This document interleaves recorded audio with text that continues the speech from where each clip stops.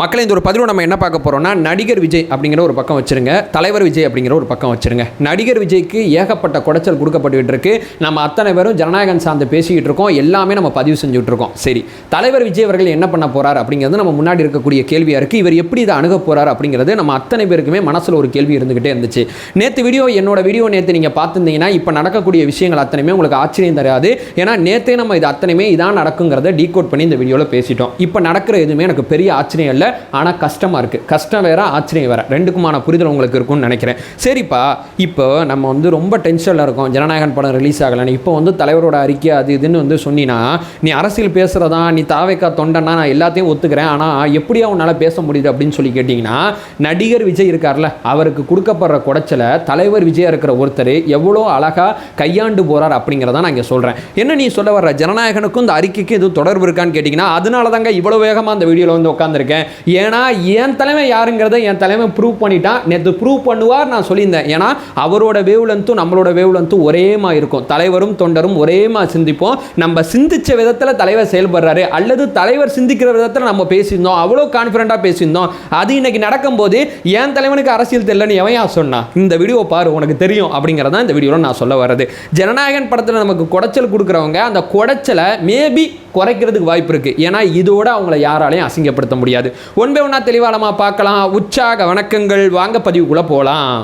இப்போ முதல் விஷயம் மக்களே, நான் வீடியோ ஆரம்பத்தில் சொன்னபடி தலைவர் விஜய் அப்படிங்கிறத ஒரு பக்கம் வச்சிடறேன், நடிகர் விஜய் அப்படிங்கிறத ஒரு பக்கம் வச்சிடறேன். நடிகர் விஜய் என்ன பண்ணார், ஒரு படத்தில் நடித்தார், அந்த படத்துக்கு சென்சார் போர்டு பிரச்சனை சொன்னாங்க, நீதிமன்றத்தை இழுத்தார், நீதிமன்றத்தில் சாதகமான தீர்ப்பு வந்துச்சு, மறுபடியும் மேல்முறையீடு போகிறாங்க. மறுபடியும் மேல்முறையீடு வழக்கை இன்றைக்கே விசாரிக்காதீங்க, திங்கக்கிழமை விசாரிச்சுக்கலாம், என்ன அவசரம்னு சொல்லி மனுதாரரே சொல்கிறாங்க. இந்த மாதிரி விஷயம்லாம் எங்கேயுமே நீங்கள் பார்க்க முடியாது. இப்போ திங்கக்கிழமை இந்த வழக்கு 2 நீதிபதிகள் அமர்வில் விசாரணைக்கு வரப்போகுது. இப்போ என்ன பண்ணுறாங்கன்னா, நான் என்னோட ஆங்கில இன்னும் சேர்த்து பதிவு செய்கிறேன். 2 நீதிபதியும் ஒரு தீர்ப்பு கொடுக்காம மாறுபட்ட தீர்ப்பு கொடுக்க கூட சான்சஸ் இருக்கு. படம் சென்சார் சர்டிஃபிகேட் கொடுக்கணும்னு ஒருத்தர் சொல்லலாம், கொடுக்க வேணாம்னு சொல்லி ஒருத்தர் சொல்லலாம். ஏன்னா 2 பேர் விசாரிக்கிறாங்க. இப்போ இந்த 2 நீதிபதி மாறுபட்ட தீர்ப்பு வந்தோடனே தலைமை நீதிபதி வேற ஒருத்தர் விசாரிங்கன்னு சொல்லி ஒரு பரிந்துரை கொடுப்பாரு. அப்ப வேற ஒருத்தர் பார்த்தீங்கன்னா ஒரு தீர்ப்பு கொடுப்பாரு. அந்த தீர்ப்பு பார்த்தீங்கன்னா சென்சார் போர்டுக்கு எதிராக வர்றதுக்கு வாய்ப்பு இருக்கு.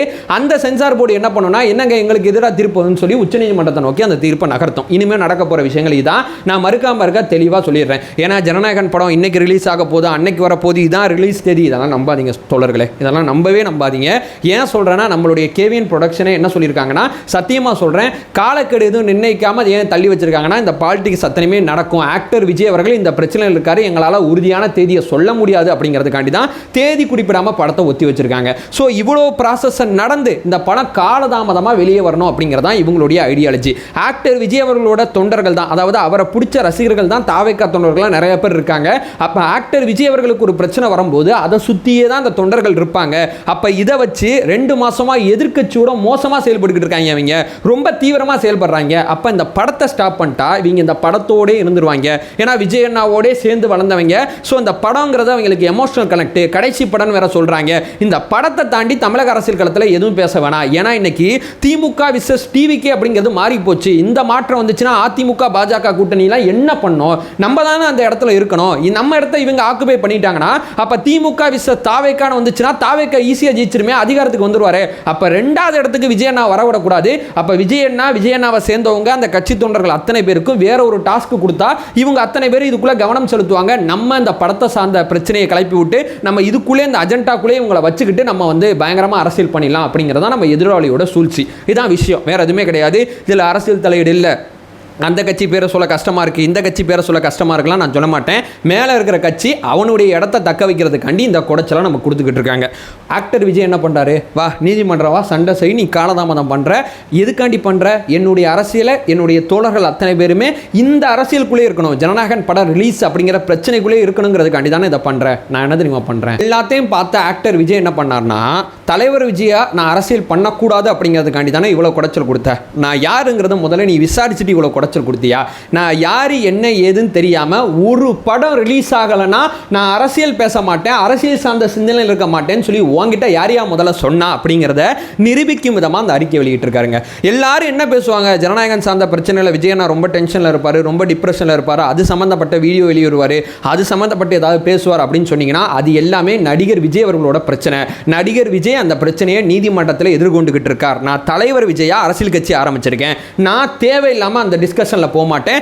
என்னுடைய அரசியலை தடுக்க தான் இந்த படத்தை நிப்பாட்டி இவ்வளோ பெரிய வேலைகள் பார்த்துட்டு இருக்காங்க.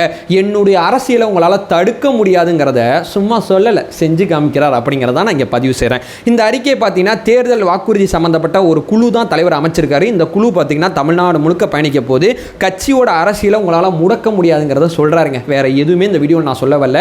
ஏன்னா நீங்கள் நல்லா கவனித்து பார்த்தீங்கன்னா நம்மளுடைய கவனத்தை இந்த பக்கம் திசை திருப்பி விட்டு இந்த பக்கம் நம்ம அரசியல் பண்ணிடலாம். ரெண்டாவது இடம் நமக்கு தேவை, திமுக விசஸ் நம்ம தான் இருக்கணும், நம்ம இல்லைனாட்டி அது தப்பாகி போயிடும், இவரை ரெண்டாவது இடத்துக்கு விட்டா அவர் அதிகாரத்துக்கு வந்துடுவார், நம்ம இவ்வளோ கஷ்டப்படுற அத்தனையுமே வேஸ்ட்டாக போயிருங்கிறதுக்காண்டி நம்மளுடைய கவனத்தை திசை திருப்ப அந்த வேலை செய்யும் போது, தலைவா இது என்கிட்ட வேலைக்கு ஆகாது, என்னுடைய கவனத்தை உன்னையால் திசை திருப்ப முடியாது, நான் என்ன பேசுகிறேனோ என்னுடைய தொண்டர்கள் அதை பேசுவாங்க, ஏன்னா அவங்களுக்கு நான் யாருங்கிறது நல்லா தெரியும், என்னுடைய அரசியலை உங்களால் தடுக்க முடியாதுன்னு சொல்லி ஒரு குழு போட்டிருக்கார். அந்த குழுவில் இருக்கக்கூடிய அத்தனை பேரையும் பாருங்களேன், எல்லாருமே மூத்த அரசியல்வாதிகள் சில பேர் இருக்காங்க, நல்ல அதிகாரிகளாக இருந்த சில பேர் இருக்காங்க, படித்தவங்க நிறைய பேர் இருக்காங்க. இவங்க அத்தனை பேருமே ஒவ்வொரு குறிப்பிட்ட துறையில் பார்த்தீங்கன்னா ஒரு ஆளுமை செலுத்தக்கூடிய மனிதர்களாக இருக்காங்க. ஸோ மேலே இருக்கக்கூடிய அருண்ராஜில் ஆரம்பித்து கடைசியாக இருக்கக்கூடிய தேன்மொழி பிரசன்னா வரைக்கும் அவங்கவுங்க துறையில் பார்த்தீங்கன்னா அவங்க அத்தனை பேருமே நாலேஜ் இருக்கிற பர்சனு.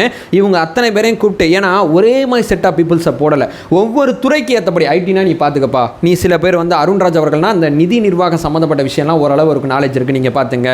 மூத்த அரசியல்வாதியாக எம்ஜிஆர் காலத்தில் இருந்தவர் ஜேடிசி பிரபாகரன் இருக்கார், அவர் கொஞ்சம் விஷயங்களை சொல்லுவாப்பில். நம்ம ராஜ்மோகனா எல்லாரோடையும் தொடர்பில் இருக்கிறவர், அவர் சில விஷயத்தை சொல்லுவார்னு சொல்லி எல்லாருக்குமான ஒரு ஆளுமைகள் இருக்கக்கூடிய ஒரு குரூப்பாக பார்த்தீங்கன்னா அந்த குரூப் அமைச்சிருக்காங்க. இந்த குழு பார்த்தீங்கன்னா தமிழ்நாடு முழுக்க பார்த்தீங்கன்னா சுற்றுப்பயணம் செஞ்சு தேர்தல் அறிக்கை சம்பந்தப்பட்ட பரிந்துரைகளை வாங்கி அறிக்கை சப்மிட் பண்ண போகுது. அப்போ தலைவர் என்ன சொல்ல வர்றாருன்னா, ஒரு படத்தை நிப்பாட்டி என்னுடைய அரசியலை முடக்கணும்னு வச்சுன்னா உன்னோட முட்டா போய் யாரும் கிடையாது. அப்படிதான் லிட்டராக பார்த்தீங்கன்னா இந்த டோன் தான், போக்குரி டோனில் சொல்லுவார்ல, இதுதான் தலைவர் வெளியிட்ட அந்த அறிக்கையோட விஷயமே. ஏன்னா இந்த தருணத்தில் இந்த அறிக்கையை வெளியிட்டு எதிராளியை இதோட மோசமாக யாராலையும் சொல்கிறேன் அசிங்கப்படுத்த முடியாதுங்கிறதான் யதார்த்தமான உண்மை. நான் முன்னாடி சொன்னபடி ஜனநாயகன் படம் எப்போ ரிலீஸ் ஆகும்னு கேட்டிங்கன்னா எனக்கு தெரிஞ்சு இப்போதைக்கு ரிலீஸ் ஆகாது. இதை நான் முதல்ல சொல்லிடுறேன். ஏன்னா நீதிமன்ற நடைமுறை சம்மந்தப்பட்ட 150க்கும் மேற்பட்ட காணொலிகள் இந்த சேனலில் இருக்குது. நீதிமன்றத்தை பற்றி அணுவாக பிரித்து நம்ம பல விஷயத்தை பேசியிருக்கோம். நீதிமன்ற நடைமுறை எப்படி இருக்குது, எந்த மாதிரி யோசிப்பாங்க, எந்த மாதிரி பண்ணுவாங்க, எந்த மாதிரி பாலிடிக்ஸ் இதில் இன்வால்வ் ஆகும்னு சொல்லி ஏகப்பட்ட காணொலி இந்த சேனலில் இருக்குது. ஸோ அது அடிப்படையில் சொல்கிறேன், சொல்லவும் கஷ்டமாக இருக்குது. ஜனநாயகன் வைப்பில் இருக்காதீங்க, தேர்தல் சம்மந்தப்பட்ட விஷயத்துக்கு வாங்கங்கிறதான் தலைவர் நம்மள்கிட்ட சொல்கிறார். வேறு எதுவுமே இங்கே நான் சொல்ல வரல. இந்த அறிக்கையை நான் வேகமாக கொண்டு வரது சேர்க்கறதுக்கான காரணம் என்னன்னு சொல்லி கேட்டிங்கன்னா, எல்லாருமே ரொம்ப கஷ்டமாக இருக்குங்க. நம்ம அத்தனை பேரும் அந்த படத்தை பார்க்கணும், என்ஜாய் பண்ணணும், கடைசி லாஸ்ட்டாக இருக்கக்கூடிய ஒரு டான்ஸு, பாட்டு, ஆடல், பாடல், கொண்டாட்டம், ஃபேமிலி என்டர்டெயின்மெண்ட், தலைவரோட அந்த ஸ்க்ரீனில் வரக்கூடிய அந்த காட்சிகள், இன்ட்ரோ சீனுன்னு சொல்லி அவ்வளவு கனவுல இருந்தோம் அந்த படத்தை நம்ம பார்க்குறதுக்கு. ரசிகர் கூட்டம்னு சொன்னால் சொல்லிட்டு போகிறான், எனக்கு அந்த படம் பிடிச்சிருக்கு, நான் போய் பார்க்குறேன், உனக்கு பிடிக்கலன்னா பார்க்காத, நீ என்னை விமர்சனம் பண்ணுறியா, நீ விமர்சனம் பண்ணிக்கிட்டே இரு, எனக்கு அந்த படம் முக்கியம், உங்களுக்கு முக்கியம் இல்லைனா அதுக்கு நான் எதுவும் பண்ண முடியாது பாஸ் அப்படிங்கிற பதில் தான் நம்ம தொடர்ச்சியாக சொல்லிக்கிட்டு இருக்கோம். அந்த படத்தை நீ முடக்கும் போதும் என்னுடைய தோழர்களோட அரசியலை உன்னால் நிப்பாட்ட முடியாது. ஏன்னா நீ யாருக்கிட்ட சண்டை போடுறனா, தலைவர் விஜய் அவர்கள்ட்ட சண்டை போடுற. அந்த விஜய் என்ன நடக்குதுங்கிறத புரிஞ்சுக்கிட்டு அதுக்கேற்றபடி அமைதியாக தெளிவாக யூகம் வகுத்து வேலை பார்ப்பாருங்கிறத இந்த அறிக்கை மூலமாக ப்ரூவ் பண்ணியிருக்காருங்க. இதை தான் நான் சொல்ல வரேன். ஸோ அவருக்கு நல்லா தெரியும் படம் இப்போ வரைக்கும் ரிலீஸ் ஆகாது, நம்ம அரசியலை தடுக்க அந்த வேலை பார்க்குறாங்க, நம்ம அரசியலை விட்டு கொடுக்காம அந்த வேலையை நம்ம பார்க்கணுங்கிறத மீண்டும் நிரூபிச்சிருக்காரு. படம் முன்பதிவு ரத்து செய்யப்படுறதுனால மட்டும் 50 கோடி நஷ்டம். நான் ஒரு விஷயத்த சொல்லிட்டு இந்த வீடியோ என் பண்ணிக்கிறேன். விஜய் அவர்கள் அந்த தனிப்பட்ட ஒருத்தரை நீங்கள் தாக்குறதுக்கு இவ்வளோ பெரிய வேலையை செஞ்சு எவ்வளோ பேர் இதில் பாதிக்கப்படுறாங்கிற அந்த அடிப்படை புரிதலே இல்லாமல் இந்த வேலையை பார்க்குறீங்க.